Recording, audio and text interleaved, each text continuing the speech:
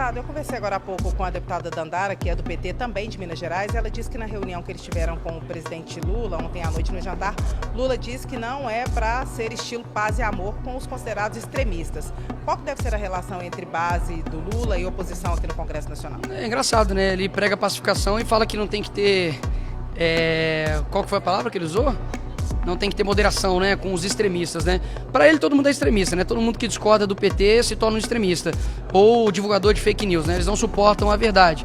Eu não tenho problema nenhum. Eu nunca fugi de debate, nunca fugi de atrito. Pelo contrário, quanto mais torcida contra, acredito que a gente joga melhor.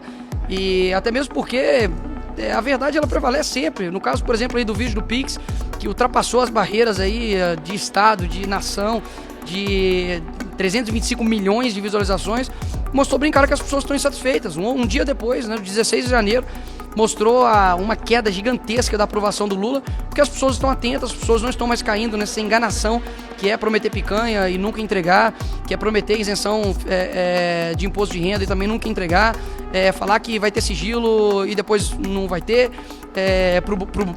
Pro Bolsonaro tirou o dele, mas colocou no Lula, ou seja, é uma incoerência muito grande e as pessoas estão atentas a isso.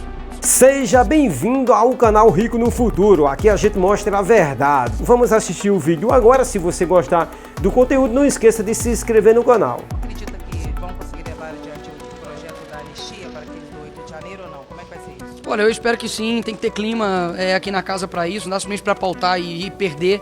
Eu vejo que quando as pessoas sensibilizarem com as histórias, com o que está acontecendo, elas vão entender que não se trata de passar pano na cabeça de criminoso, até mesmo porque eu nunca vou fazer isso. Para mim tem que ser punido, só que tem que ter proporcionalidade. A esquerda já cansou de fazer baderna aqui nesse Congresso, inclusive até em outros locais como a Avenida Paulista, os Black Blocs, e nunca tomaram penas como estão tomando agora. A gente está vendo aqui no Brasil traficantes serem soltos, estamos vendo aí políticos, né, que estavam presos e não tem ninguém agora mais preso, como por exemplo o pessoal da Lava Jato que desviou bilhões de estatais, e a gente percebe claramente de que essas pessoas estão tomando essa pena desproporcional, coisa que nem estuprador, que homicida toma no Brasil. Por quê? Porque eles estavam de verde e amarelo e obviamente são da direita. É lamentável a atitude de todos eles, um dia triste para o Brasil de 8 de janeiro, mas que a justiça seja feita no caso de cada um deles. Você falou do vídeo do Pix, logo depois o deputado federal mineiro Eros Biondini apresentou uma proposta de emenda à Constituição que reduz a idade mínima para disputar a presidência da República, colocaria o senhor em condições de disputar em 2026, por exemplo. O senhor acha que essa PEC vai pegar ou não vai pegar? E se pegasse, o senhor teria disposição de disputar já nessa próxima eleição ou não? Não disputa a presidência da República. Isso fica a cargo, obviamente, de pessoas muito mais experientes, pessoas que já passaram por uma vida pública de longa data, como por exemplo o presidente Bolsonaro. O que de fato me atrai nessa proposta é para o Senado, que reduz para 30 anos. Vejo que o Senado está sendo, infelizmente, um fiel da balança leve com relação aos atritos que o STF tem gerado no nosso país, um desbalanço da democracia.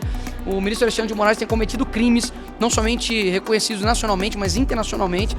E a gente sabe que o Senado é o competente para poder julgar um ministro do STF em caso, por exemplo, de impeachment. Então seria, para mim, um prazer gigantesco poder trabalhar aqui dentro para pautar e para poder votar o impeachment do ministro Alexandre de Moraes. Para mim seria uma satisfação muito além pessoal, seria uma satisfação da população brasileira representada na minha pessoa e da oposição aqui nessa casa. O senhor acha que essa PEC vai ter assinaturas suficientes para ser apresentada e depois vai ter votos aqui no Senado, já que a casa é só de políticos mais velhos, normalmente? Não, essa proposta não foi apresentada não somente pelo Eros Biondini, já foi apresentada há muito tempo atrás por outros parlamentares, inclusive de esquerda. Eu vejo que para ser governador de um estado você precisa de 30 anos. E você não pode, com 30 anos, estar aqui no Senado representando o seu estado. Então eu acho, assim, no mínimo incoerente no sentido legislativo e político. Eu vejo que é possível sim, até mesmo porque precisam de 171 assinaturas. A gente já está coletando, como é o Eros que está coletando, não sei a quantidade exata, mas atualizo aí futuramente. E vamos trabalhar para que a gente consiga chegar até aqui. E não somente pensando em mim, mas tem outros também no Brasil todo que têm 30 anos e que, se possível, podem também concorrer ao Senado. Deputado, depois que trocou a Secretaria de Comunicação do governo, saiu o Paulo Pimenta e entrou o Sidônio Palmeira, algumas movimentações já aconteceram, como por exemplo deixar as redes sociais do Verde, do Lula mais descoladas E hoje os ministros do presidente Lula chegaram aqui ao Congresso Nacional com um boné escrito "O Brasil é dos brasileiros", a exemplo da clássica frase de Donald Trump, "Make America Great Again", que significa, né, faça a América grande novamente. E o senhor acha o que dessa história, de estratégias similares às da direita? Olha, eu dei um seja bem-vindo ao Sidônio. No dia que ele assumiu, estava aí com o meu vídeo de mais 325 milhões de visualizações. Passei, inclusive, o Lula no Instagram de quantidade de seguidores. Não é de seguidor por seguidor, não estou aqui me exaltando, mas mostrando que a população brasileira segue mais um deputado federal do que o presidente da República do seu país. Isso é, no mínimo, um sinal. Ele é uma pessoa que claramente está desconexa da realidade, né?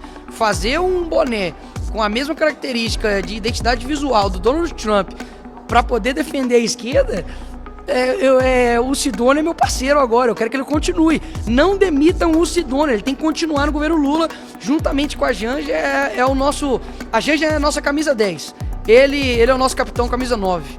São os jogadores mais que especiais desse governo Lula. Continue, porque tá dando muito certo. Confia. O presidente Lula falou que o senador Rodrigo Pacheco, disse isso claramente numa entrevista coletiva essa semana, é o candidato dele ao governo de Minas em 2026. Como é que a oposição recebeu essa fala? Como é que o senhor recebe essa fala? O senhor acha que o Pacheco é competitivo, não é? Eu acho que tem que receber essa notícia ao Pacheco. Ele diz que é um sonho antigo, é um sonho de todo político, enfim, de governar o seu estado. Eu vejo que ele decepcionou os mineiros. Não tem, de fato, envergadura moral para poder apontar o dedo na cara de ninguém a respeito da defesa da democracia e dos anseios das pessoas, principalmente dos mineiros. Votamos nele para poder tirar a Dilma, mas prefiro a Dilma, pelo menos ali ia fazer a gente rir. E o Pacheco, de fato, não tem liberdade para poder andar em Belo Horizonte, em Minas Gerais.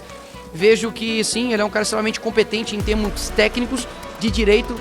Isso aí é inegável, não vou ser cego, injusto de reconhecer isso.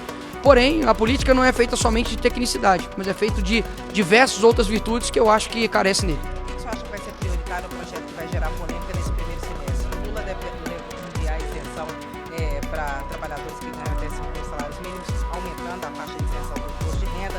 Tem o projeto da escala 6x1, tem a anistia, que é muito defendida pela base do ex-presidente Jair Bolsonaro. O que você acha que vai pegar fogo naquele primeiro semestre?